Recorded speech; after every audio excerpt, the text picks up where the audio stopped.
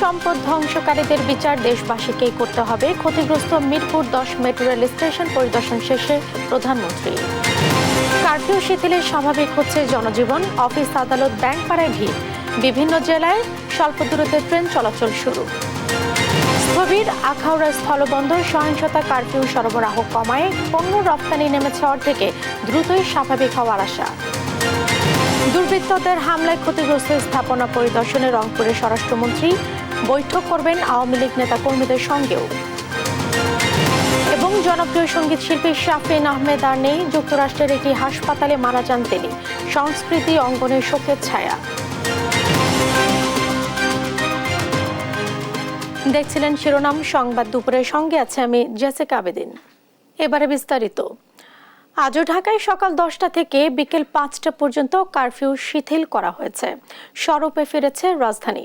নগরী জুড়ে টহল ও তল্লাশি অব্যাহত রেখেছে পুলিশ, বিজিবি ও সেনাবাহিনী। রাজধানীর পল্টন এলাকা থেকে এ নিয়ে আরো জানাচ্ছেন সহকর্মী শাহাদাত নিশাদ।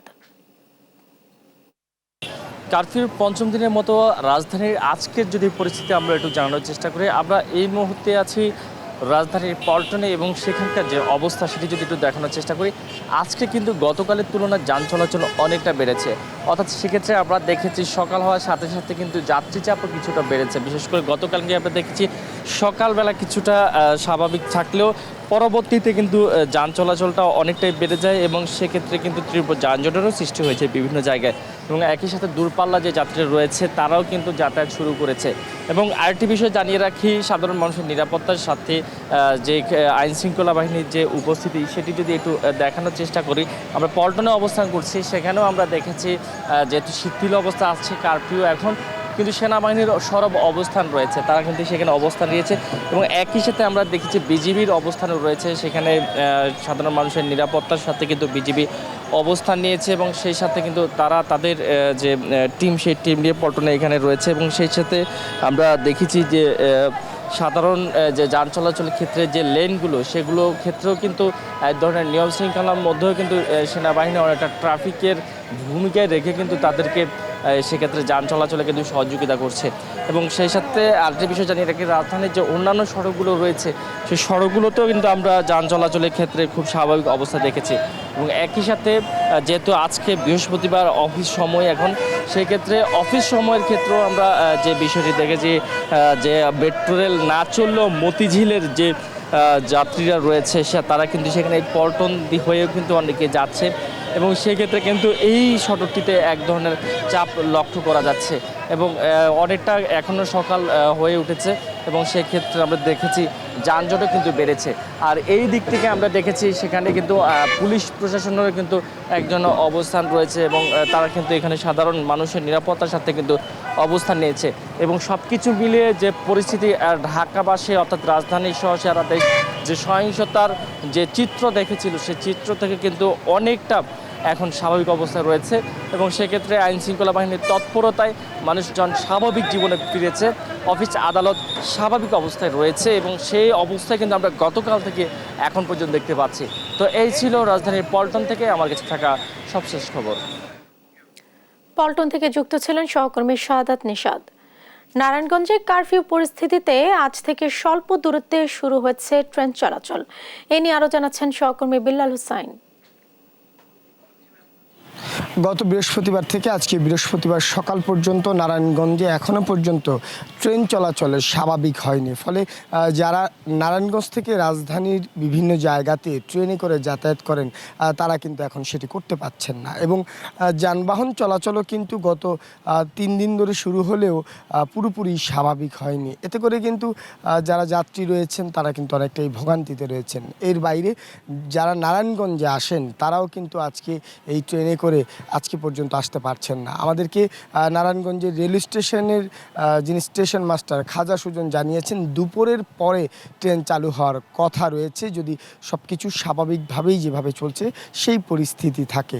এছাড়া নারায়ণগঞ্জে আজকে কিন্তু আইন শৃঙ্খলা পরিস্থিতিও একেবারেই স্বাভাবিক, অর্থাৎ চাষারা থেকে নিতাইগঞ্জ পর্যন্ত বিভিন্ন জায়গায় আইন শৃঙ্খলা বাহিনীর সদস্যরা টহল দিচ্ছেন। একই সাথে ঢাকা চট্টগ্রাম মহাসড়কের বিভিন্ন জায়গায় সতর্ক অবস্থানে রয়েছেন আইন শৃঙ্খলা বাহিনীর বাহিনীর সদস্যরা। তাছাড়া যানবাহনগুলো কিন্তু আজকে স্বাভাবিকভাবেই চলাচল করছে এবং গত কয়েকদিনের তুলনায় একেবারে নারায়ণগঞ্জের স্বাভাবিক পরিস্থিতি রয়েছে।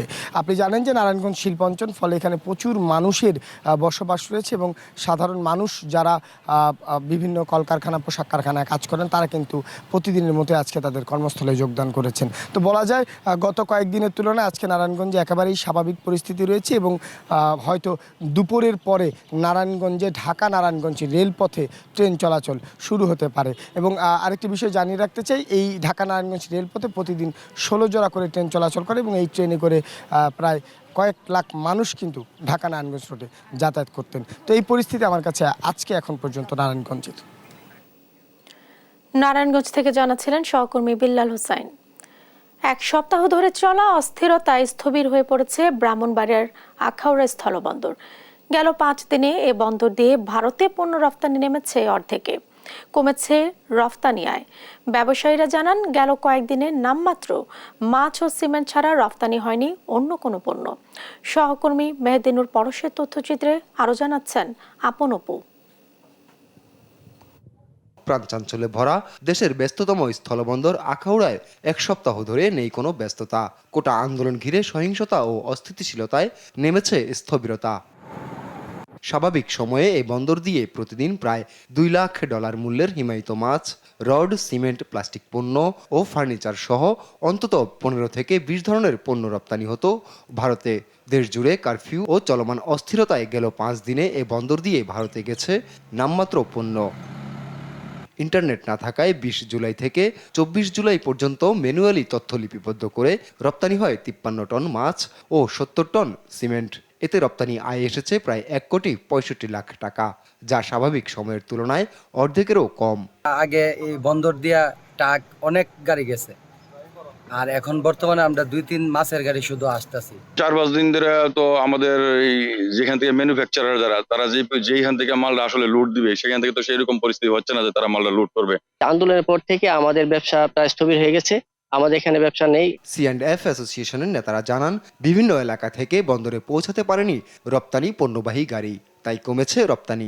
সার্বিক পরিস্থিতির জন্য মালই বন্দরে আনতে পারতেছে না। মালের যেমন 15-20টা পণ্য আমরা মোটামুটি এক্সপোর্ট করি, তো এগুলা তো আনতে পারতেছে না, বন্দরে এসে পৌঁছতে পারতেছে না, মালও যাচ্ছে। বন্দর কর্তৃপক্ষ জানায়, পরিস্থিতি স্বাভাবিক হলেই পুরোদমে শুরু হবে আমদানি রপ্তানি। নিউজ ডেস্ক, দেশ টিভি। চলমান পরিস্থিতি পরিদর্শনে আজ রংপুর যাচ্ছেন স্বরাষ্ট্রমন্ত্রী আসাদুজ্জামান খান কামাল। এ নিয়ে আরো জানাচ্ছেন রফিকুল ইসলাম। আমরা এই মুহূর্তে রয়েছে রংপুর মেট্রোপলিটন পুলিশের উপপুলিশ কমিশনার অপরাধ কার্যালয়ের সামনে, একই সঙ্গে ডিবি কার্যালয় কিন্তু রয়েছে, পাশাপাশি রয়েছে নবাবগঞ্জ পুলিশ ফাঁড়ির সামনে। স্বরাষ্ট্রমন্ত্রী আসাদুজ্জামান খান কামাল তিনি আজকে রংপুরে আসবেন। একই সঙ্গে তার সফর সঙ্গে রয়েছেন পুলিশের আইজিপি মহোদয় এবং পুলিশের শীর্ষ কর্মকর্তারা, কিন্তু আজ তিনি রংপুরে আসবেন। সকাল 11টায় তিনি বিজিবির যে হেলিপ্যাড রয়েছে সেখানে তিনি নামবেন এবং সড়ক পথে তিনি প্রথমেই সার্কিট হাউসে আসবেন। এরপর যে ক্ষতর জন্য যে স্থাপনাগুলো রয়েছে সেই স্থাপনাগুলো তিনি পরিদর্শন করবেন। একই সঙ্গে বেগম রোকেয়া বিশ্ববিদ্যালয়ের যে উপাচার্যের বাংলো রয়েছে সেই উপাচার্যের বাংলোতেও কিন্তু তিনি যাবেন। তো এরপরে তিনি সাংবাদিকদের সঙ্গে কথা বলবেন, এমনটি আমরা জেনেছি। এই যে স্বরাষ্ট্রমন্ত্রী মহোদয় আসবেন এবং পুলিশের যারা আহত রয়েছেন তাদের সঙ্গে তারা কথা বলবেন, পুলিশের শীর্ষ কর্মকর্তা যারা রয়েছেন তাদের সঙ্গে তিনি পরামর্শ করবেন। তো আমরা এই যে সংঘর্ষের পরবর্তী যে স্থাপনায় আগুন, অগ্নিসংযোগ, ভাঙচুরের ঘটনা, এই ঘটনায় এখন পর্যন্ত 12টি মামলা হয়েছে এবং 115 জনকে গ্রেফতার করা হয়েছে, আমরা এমনটি জেনেছি। তো এই ছিল রংপুর থেকে স্বরাষ্ট্রমন্ত্রী মহোদয় আগমনের সর্বশেষ খবর। রংপুর থেকে জানাচ্ছিলেন সহকর্মী রফিকুল ইসলাম। কারফিউ শিথিল হওয়ায় বরিশালের সড়ক মহাসড়কে বেড়েছে যানবাহন, রয়েছে আইন শৃঙ্খলা রক্ষাকারী বাহিনীর টহলও। এই নিয়ে আরো জানাচ্ছেন সহকর্মী শফিক মুন্সি। চলতি মাসের শুরু থেকে নিয়মিতভাবে যে বরিশালে আন্দোলন, সংগ্রাম, সংঘর্ষ, সংঘাতের এবং মহাসড়ক অবরোধের ঘটনাগুলো ছিল, তা কিন্তু এই চলতি সপ্তাহে একদম শূন্যের কোঠায় নেমে এসেছে। আমরা যেটা দেখেছি যে সারা বাংলাদেশের নয়, বরিশালেও গত শনিবার থেকে যখন সেনা সদস্যরা কারফিউ বাস্তবায়নে নেমেছে তখন থেকে কিন্তু ধীরে ধীরে আস্তে আস্তে পরিস্থিতির উন্নতি ঘটেছে এবং একটা স্বস্তির নিঃশ্বাস আসলে বরিশাল নগরে সহ আশেপাশে জেলার যে মানুষ তারা আসলে এখন নিতে পারছে। আমরা বর্তমানে দাঁড়িয়ে আছি বরিশাল নগরের আমতলা মোড় এলাকায়। এই জায়গাটার পাশে রয়েছে সরকারি হাসপাতাল, পাশে সাগরদী কাঁচা বাজার সহ অনেকগুলো ব্যাংক এবং বীমার প্রতিষ্ঠান এবং আরো অন্যান্য সরকারি যে প্রতিষ্ঠানগুলো। আমরা কিন্তু আজ যেটা দেখেছি যে এই সরকারি প্রতিষ্ঠানগুলো কিন্তু খুলে গিয়েছে এবং আমরা যদি আপনাদের দেখাই যে আজ কিন্তু সড়কে যান চলাচল অন্য দিনের তুলনায় বেশ বেড়েছে এবং আমরা বরিশাল জেলা প্রশাসন সূত্রে আসলে যেটা জানতে পেরেছি যে আজ বরিশাল নগরীতে সকাল 6টা থেকে সন্ধ্যা 6টা পর্যন্ত এবং নগরীর বাইরে যে 10টি উপজেলা আছে সেই জায়গাগুলো কিন্তু সকাল 6টা থেকে রাত 8টা পর্যন্ত কারফিউ শিথিল থাকবে এবং এই ঘোষণা দেওয়ার পরপরে কিন্তু মানুষজন আসলে তারা সড়কে নেমেছে। তারা তাদের দৈনন্দিন যে কার্যক্রম সেটি আসলে স্বাভাবিকভাবেই আসলে করে যাচ্ছে এবং স্বাভাবিক যে জীবনযাত্রা একটি ছন্দ পতন ঘটেছিল সেটি কিন্তু আবার সে আগে পুনরায় জায়গায় ফিরে আসছে বলেই আমরা আসলে আমাদের কাছে প্রতীয়মান হয়েছে। আমরা যেটা জেনেছি যে বাংলাদেশ সেনাবাহিনীর 2 ব্যাটালিয়ন সেনা সদস্যরা কিন্তু বরিশাল জেলায় তারা আসলে কারফিউ এবং যে শান্তি শৃঙ্খলা বজায় রাখার কাজ করে যাচ্ছে এবং আমরা আরো যেটা জেনেছি যে পটুয়াখালীর শেখ হাসিনা সেনানিবাসের সেনা সদস্যরা বরিশাল বিভাগের 6টি জেলার সাথে সাথে কিন্তু তারা পার্শ্ববর্তী মাদারীপুর এবং শরীয়তপুর জেলাতেও স্থানীয় যে প্রশাসন সেই প্রশাসনের মানুষদেরকে আসলে সহায়তা করে যাচ্ছে পুনরায় আবার শান্তি শৃঙ্খলা ফিরিয়ে আনার জন্য। আজ কিন্তু বরিশাল নতুল্লাবাদ এবং রূপাতলী বাস টার্মিনাল থেকে সকাল থেকে কিন্তু দূরপাল্লা এবং অভ্যন্তরীণ রুটের বাস চলাচল শুরু হয়েছে এবং বরিশাল নদীবন্দর থেকে কিন্তু ছেড়ে গেছে বিভিন্ন রুটের অনেকগুলোই আসলে লঞ্চ এবং সাধারণ যে পণ্য পরিবহন সেটাও কিন্তু আগের মতোই আসলে আবার শুরু হয়েছে এবং স্থানীয় যে জেলা প্রশাসক সহ পুলিশ কমিশনার যে পুলিশ সুপার তারা সবাই আসলে আহ্বান জানিয়েছে সাধারণ মানুষদের তারা যেন তাদের স্বাভাবিক কার্যক্রম করে যায় এবং কারফিউর যে সময়টা সেই সময়টিতে তারা যেন আসলে ঘরে থাকে। তো এই ছিল বরিশাল থেকে আমার কাছে চলমান যে কারফিউ পরিস্থিতি তার সর্বশেষ। বরিশালের সর্বশেষ পরিস্থিতি সম্পর্কে জানাচ্ছিলেন সহকর্মী শফিক মুন্সি। এবারে ভিন্ন প্রসঙ্গ। হৃদরোগে আক্রান্ত হয়ে মারা গেছেন ব্যান্ড তারকা ও সঙ্গীত শিল্পী শাফিন আহমেদ। বৃহস্পতিবার আমেরিকার ভার্জিনিয়ায় একটি হাসপাতালে বাংলাদেশ সময় সকাল 6:50 শেষ নিঃশ্বাস ত্যাগ করেন এই কিংবদন্তি গায়ক। মৃত্যু সংবাদটি গণমাধ্যমকে নিশ্চিত করেছে তার ভাই হামিন আহমেদ। তিনি একসময় ছিলেন বাংলাদেশি রক ব্যান্ড মাইলসের প্রধান গায়ক, গীতিকার এবং রক বেসিস্ট। তার জনপ্রিয় গানগুলোর মধ্যে রয়েছে ফিরিয়ে দাও ও আজ জন্মদিন তোমার সহ অসংখ্য গান। একক অ্যালবামের মধ্যে রয়েছে কতদিন দেখিনি তোমায়, হারানো সুখ ও মনে পড়ে আজ।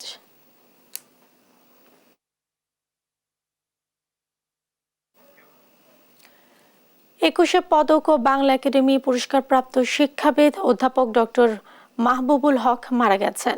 বুধবার রাতে ঢাকার সম্মিলিত সামরিক হাসপাতালে চিকিৎসাধীন অবস্থায় তিনি মারা যান। দীর্ঘদিন ধরে হৃদরোগে ও কিডনি জটিলতায় ভুগছিলেন এই শিক্ষাবিদ। বৃহস্পতিবার দুপুরে তার মরদেহ রাজধানীর ভাটারার বাসায় আনা হবে। এরপর জানাজা শেষে নেওয়া হবে চট্টগ্রামে। শুক্রবার সেখানে তাকে পারিবারিক কবরস্থানে দাফন করা হবে। একাধারে ভাষাবিদ, গবেষক ও প্রাবন্ধিক ডক্টর মাহবুব চট্টগ্রাম বিশ্ববিদ্যালয়ের বাংলা বিভাগের সাবেক অধ্যাপক ছিলেন। প্রবন্ধে অবদানের জন্য তিনি 2018 সালে বাংলা একাডেমি সাহিত্য পুরস্কার লাভ করেন। আর গবেষণায় অবদান রাখায় বাংলাদেশ সরকার তাকে দেশের দ্বিতীয় সর্বোচ্চ বেসামরিক সম্মাননা 21 পদকে ভূষিত করে। আন্দোলনের নামে দেশের সম্পদ নষ্টকারীদের বিচার দেশবাসীকেই করতে হবে, এমন মন্তব্য করেছেন প্রধানমন্ত্রী শেখ হাসিনা। সকালে দুর্বৃত্তদের হামলায় ক্ষতিগ্রস্ত মিরপুর 10 নম্বর মেট্রো স্টেশন পরিদর্শন শেষে এ কথা বলেন তিনি। আরও জানাচ্ছেন মাহমুদ হাসান। কোটা আন্দোলনের কমপ্লিট শাটডাউন কর্মসূচির ঘোষণার পর থেকেই সুযোগ নিতে শুরু করে দুষ্কৃতকারীরা। পরিকল্পিতভাবে রাজধানী সহ সারা দেশে ধ্বংসযজ্ঞ চালায় তারা। আগুন দিয়ে পুড়িয়ে দেওয়া হয় ডাটা সেন্টার, মেট্রো স্টেশন, সরকারি বিভিন্ন দপ্তর সহ দেশের গুরুত্বপূর্ণ বিভিন্ন স্থাপনা। বৃহস্পতিবার সকালে হামলায় ক্ষতিগ্রস্ত মিরপুর 10 মেট্রো স্টেশন পরিদর্শন করেন প্রধানমন্ত্রী শেখ হাসিনা। পরিদর্শন শেষে সাংবাদিকদের সাথে কথা বলেন সরকার প্রধান। মাত্র 15 বছরের মধ্যে আমি যেভাবে এই দেশটাকে গড়ে তুলেছি, কি না করেছি মানুষের জন্য, যেগুলি মানুষের সেবা দেয়, মানুষের জীবনযাত্রা সহজ করে, মানুষের জীবনকে উন্নত করে, ঠিক সেইগুলি ভেঙে সম্পূর্ণ নষ্ট করে দেওয়ার কি মানসিকতা। এ সময় প্রধানমন্ত্রী বলেন, দেশের সম্পদ যারা নষ্ট করেছে তাদের বিচার দেশবাসীকেই করতে হবে। প্রত্যেকে এই যে মন্ত্রণালয়ের যারা এবং এই মেট্রো রেল নির্মাণ কার্যের সাথে যারা জড়িত, তাদের আজকে চোখের পানি পড়ছে এটা দেখে, যে কিভাবে একটা দানবিক কর্মকাণ্ড এই দেশে হলো। যে এই কষ্ট আমি লাঘব করতে চেয়েছি, এই কষ্ট আবার যারা সৃষ্টি করলো তাদের বিরুদ্ধে আপনাদেরই রুখে দাঁড়াতে হবে, দেশবাসীকেই রুখে দাঁড়াতে হবে, বিচার তাদের করতে হবে। আমি তাদের কাছেই বিচার চাই। এর আগে বুধবার 23 দেশের রাষ্ট্রদূত সহ বিভিন্ন দেশের কূটনীতিকদের ক্ষতিগ্রস্ত স্থাপনা পরিদর্শন করান পররাষ্ট্রমন্ত্রী। মাহমুদ হাসান, দেশ টিভি, ঢাকা। বাংলাদেশের সাধারণ শিক্ষার্থীদের আন্দোলনে তাদের উপর হামলা, দুর্বৃত্তদের সহিংসতা ও হত্যাকাণ্ডের নিন্দা জানিয়েছে যুক্তরাষ্ট্র। স্থানীয় সময় বুধবার নিয়মিত সংবাদ সম্মেলনে সাংবাদিকদের প্রশ্নের জবাবে এ কথা বলেন মার্কিন পররাষ্ট্র দপ্তরের মুখপাত্র ম্যাথিউ মিলার। বলেন, শান্তিপূর্ণ সমাবেশের স্বাধীনতাকে সবসময় সমর্থন করে যুক্তরাষ্ট্র। বাংলাদেশের জনগণ তাদের মৌলিক স্বাধীনতার অধিকার প্রয়োগ করতে সক্ষম হোক, বাইডেন প্রশাসনের এমনটাই দাবি। সহিংসতা থেকে দূরে থাকতে সবার প্রতি আহ্বানও জানান Miller. We, the United States, will remain open to developing and implementing concrete risk reduction measures with China. বিএনপির 7 আইনজীবীর বিরুদ্ধে আদালত অবমাননার আদেশ 1 আগস্ট সকালে প্রধান বিচারপতির আপিল বেঞ্চ আদেশের এ দিন ধার্য করেন।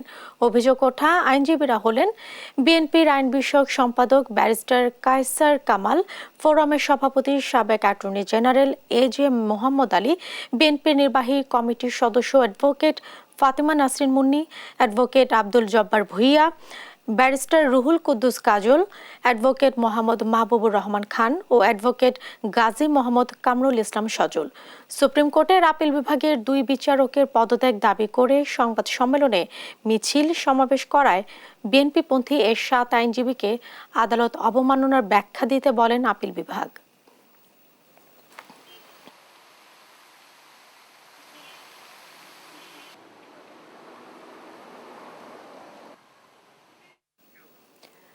কারফিউ শিথিল হওয়ায় জয়পুরহাটে ফিরেছে প্রাণচাঞ্চল্য। সেখানকার আইন শৃঙ্খলা পরিস্থিতি জানাচ্ছেন সহকর্মী রেজাউল করিম রেজা। আমি এখন দাঁড়িয়ে আছি জয়পুরহাট শহরের 0 পয়েন্ট এলাকায়, কেন্দ্রীয় মসজিদ চত্বরে। আমি একটা বিষয় জানিয়ে রাখি, টানা কয়েকদিনের যে কারফিউ এবং জয়পুরহাট যে সারা বাংলাদেশের নেই জয়পুরহাটের যে পরিস্থিতিটা সৃষ্টি হয়েছিল, সেটা কিন্তু সেই জায়গা থেকে কিন্তু গতকালকে জেলা প্রশাসন কর্তৃক যে ঘোষণা দিয়েছিল যে কালকে সারাদিন কোনো কারফিউ বা কোনো প্রকার নিষেধাজ্ঞা নাই, স্বাভাবিক জীবনযাত্রার ফিরে যাওয়ার জন্য তারা কিন্তু থেমে থেমে বিভিন্ন ধরনের মানে যখন যে পরিস্থিতি লাগছে সে পরিস্থিতি দিচ্ছে, যে অর্থাৎ গতকাল কিন্তু কোনো প্রকার তারা নিষেধাজ্ঞা ছিল না, স্বাভাবিক জীবনযাপন ছিল। তবে রাত 8টায় কিন্তু জেলা প্রশাসন কর্তৃক আবার নতুন নির্দেশনা ঘোষণা করেছিলেন যে সকাল 8টা পর্যন্ত জয়পুরহাট সদর এবং পাঁচবিবি এই 2 উপজেলার কারফিউ ছিল, সদর উপজেলার শুধুমাত্র শহরে। তো আজকে আবার সকাল 8টা থেকে রাত 8টা পর্যন্ত কোনো প্রকার কারফিউ বা অন্য 144 ধারা কোনো কিছুই নেই। গত পরশুদিন কিন্তু 144 ধারা ছিল, তো এখন অনেকটাই স্বাভাবিক জীবনযাপন ফিরে আসছে এবং এখানকার যে খেটে খাওয়া মানুষরা গত কয়েকদিন আগে যে কর্ম হারিয়ে ফেলেছিল, তো এখন কিন্তু তারা কর্ম অনেকটাই ফিরে পেয়েছে। তো আপনাদের গত কয়েকদিনের কেমন ছিল, এখন কি অবস্থা? গত কয়েকদিনের তুলনায় আজকে একটু স্বাভাবিকের ভিতরে আসছি। কয়েকদিন আমরা তো ঠিক মতো তো অটো চালাইতে পারিনি, গাড়ি দূর করতে পারিনি, অনেক প্রবলেমে ছিলাম। আমাদের তো চলতে হবে, খাইতে হবে, এই জন্য আর কি করবো, আজকে যাই হোক সবকিছু স্বাভাবিকের মতো গাড়ি চালাচ্ছে। ধন্যবাদ। তো আর একটা বিষয় আমি জানিয়ে রাখি যে জয়পুরহাটের জেলা প্রশাসক এখানকার সালেহিন তানভীর গাজী, পাশাপাশি পুলিশ সুপার নূরে আলম সহ যে আইন শৃঙ্খলা বাহিনীর সমন্বয় করে যে ব্যবস্থা নেওয়া দরকার জেলা প্রশাসক কিন্তু সে ব্যবস্থাটাই নিচ্ছেন। যেমন আজকে গত রাত 8টা থেকে সকাল 8টা পর্যন্ত কারফিউ ছিল, দিনের বেলা কারফিউ সকাল 8টা থেকে রাত 8টা পর্যন্ত কোনো কারফিউ নেই। আবার নতুন যদি আইন শৃঙ্খলা পরিস্থিতি আবার সমন্বয় করে যদি অন্য কোনো কারফিউ বা স্বাভাবিক জীবনযাপন করার জন্য যে প্রস্তুতি নেওয়া দরকার সেইটি কিন্তু সার্বক্ষণিক নিচ্ছেন এবং আমাদের মিডিয়া কর্মীদেরও কিন্তু এবং সকল ধরনের যে মাইকিং সরকারিভাবে যে প্রচারণা তিনি কিন্তু তাদের জেলা প্রশাসনের পক্ষ থেকে করে যাচ্ছেন। এই ছিল আমার জয়পুরহাট থেকে সর্বশেষ। চট্টগ্রামের নিত্যপণ্যের বাজার নিয়ে আরো জানাচ্ছেন সহকর্মী কেএম নাজিম। সবজি জাতীয় পণ্যের কথা যদি বলি, আসলে এই সবগুলো দামই আকার ছোঁয়া, কারণ গত কয়েকদিনের যে সহিংসতা বা বন্ধ ছিল সেগুলোর কারণে মূলত সবজি জাতীয় যতগুলো পণ্য রয়েছে সবগুলোর দামই ঊর্ধ্বমুখী। কারণ এখানকার যারা ব্যবসায়ী তারা বলছেন আসলে সরবরাহ বন্ধ থাকার কারণে, যান চলাচল বন্ধ থাকার কারণে মূলত সবজি জাতীয় যেসব পণ্য রয়েছে সেগুলোর দাম ঊর্ধ্বমুখী। আমরা এখন নগরীর একটি গুরুত্বপূর্ণ বাজারে রয়েছি। এই বাজারে আসলে প্রতি কেজি আলু বিক্রি হচ্ছে 65 থেকে 70 টাকা, করলা বিক্রি হচ্ছে 80 টাকা, টমেটো 120 টাকা, পেঁপে 80 টাকা, বেগুন 80 থেকে 90 টাকা, ঢেঁড়স বিক্রি হচ্ছে আপনার 80 থেকে 90 টাকা, কচু 120 টাকা। তো বলা যায় সবজি জাতীয় পণ্যের দাম আসলে লাগাতার বাড়ছে, কারণ এর আগেও বিভিন্নভাবে ব্যবসায়ীরা অজুহাত দেখিয়ে যতগুলো সবজি জাতীয় পণ্য সবগুলোতে 1 থেকে 5 টাকা পর্যন্ত তারা বাড়িয়েছেন। এখন নতুন করে যে অজুহাত দিচ্ছেন সেটি হচ্ছে যে গত কয়েকদিনের যে সহিংসতা বা যে আন্দোলনের কারণে মূলত সবজি জাতীয় পণ্য সরবরাহ বন্ধ থাকার কারণেই এইসবের দাম বেড়েছে। এতে করে সাধারণ যারা মানুষ রয়েছেন তাদের মাঝে আসলে নাবিশ্বাস তৈরি হয়েছে। তারা যেটি বলছেন আসলে প্রতিদিনই কোনো না কোনো অজুহাত দেখিয়ে ব্যবসায়ীরা এইসব পণ্যের দাম বাড়াচ্ছেন। আরেকটি বিষয় হচ্ছে যে এই বাজারে মাছ বলা যায় আসলে দেশি যেসব মাছ রয়েছে, দেশি মাছের মধ্যে আপনার 350 থেকে 400 টাকার নিচে তেলাপিয়া মাছ বিক্রি হচ্ছে 200 থেকে 260 টাকা পর্যন্ত। আর যদি বলা যায় সামুদ্রিক যেসব মাছ রয়েছে এখানে 700 থেকে 800 টাকার নিচে কোনো ধরনের সামুদ্রিক মাছ নেই, কারণ ব্যবসায়ীরা বলছেন সরবরাহ সংকট থাকার কারণেই মূলত সামুদ্রিক যতগুলো মাছ রয়েছে সবগুলো মাছের দাম বাড়তি।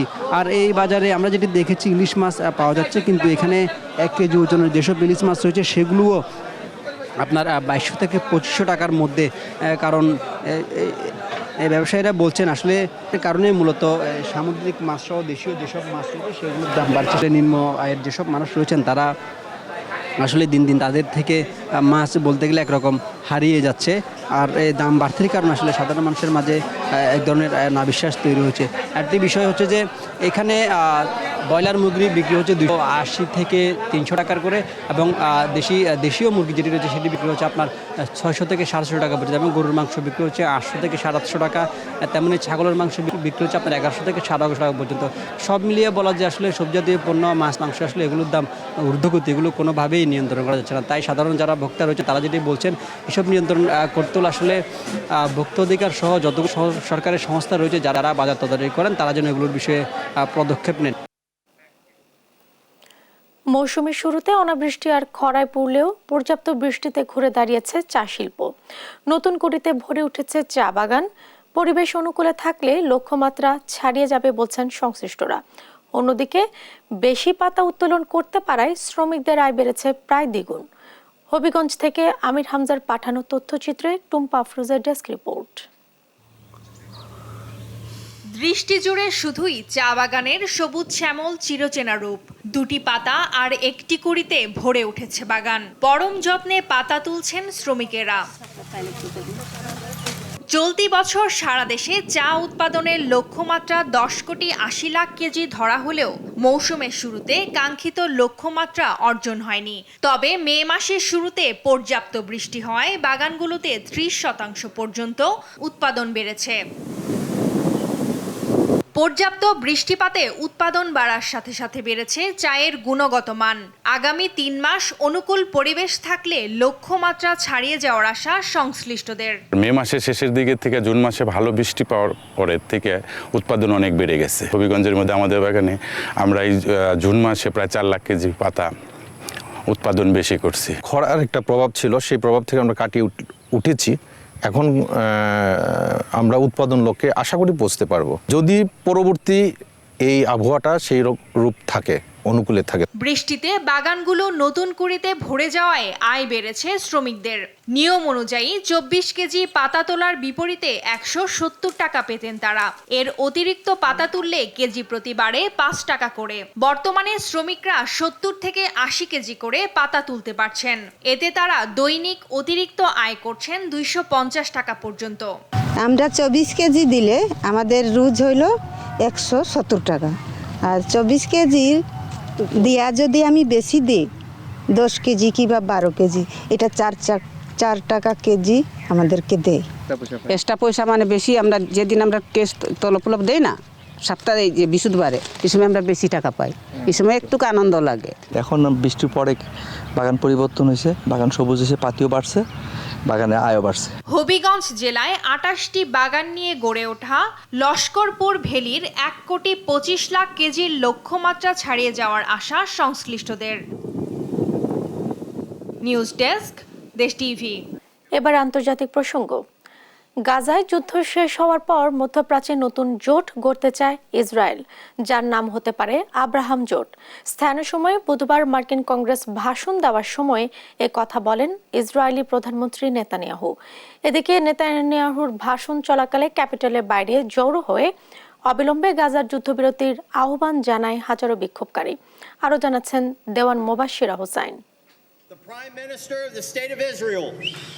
গাজায় যুদ্ধবন্ধের আগেই যুদ্ধের পরে কি করবেন তা নিয়ে ব্যস্ত নেতানিয়াহু। এবার মধ্যপ্রাচ্যে নতুন জোট গড়তে চায় ইসরায়েল।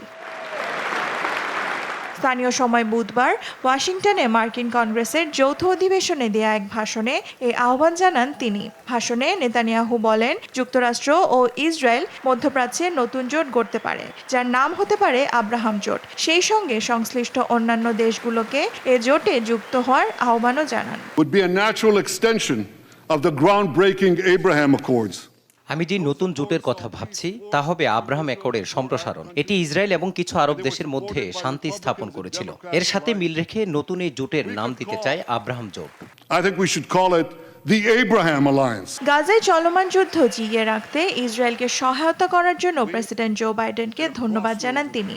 এদিকে ইসরায়েলকে দ্রুত মার্কিন সামরিক সহায়তা গাজা যুদ্ধের সমাপ্তি ঘটাতে পারে বলেও মন্তব্য করেন নেতানিয়াহু। তবে গাজায় যুদ্ধবিরতি নিয়ে কিছু বলেননি তিনি। Give us the tools and we'll finish the job. এক পর্যায়ে ইসরায়েলের প্রধানমন্ত্রীকে যুদ্ধাপরাধী ও গণহত্যায় দায়ী করে প্ল্যাকার্ড দেখান দুই ডেমোক্র্যাট নেতা। এছাড়া বেশ কিছু ডেমোক্র্যাট নেতা এই ভাষণে যোগ দেননি। এদিকে নেতানিয়াহু যখন মার্কিন কংগ্রেসের যৌথ অধিবেশনে ভাষণ দিচ্ছিলেন, তখন ওয়াশিংটনে ক্যাপিটল ভবনের বাইরে হাজারো মানুষ বিক্ষোভে যোগ দেন। গাজায় অবিলম্বে যুদ্ধবিরতির দাবি জানান তারা। দেওয়ান মুবাশ্শিরা হোসেন, নিউজ ডেস্ক, দেশ টিভি।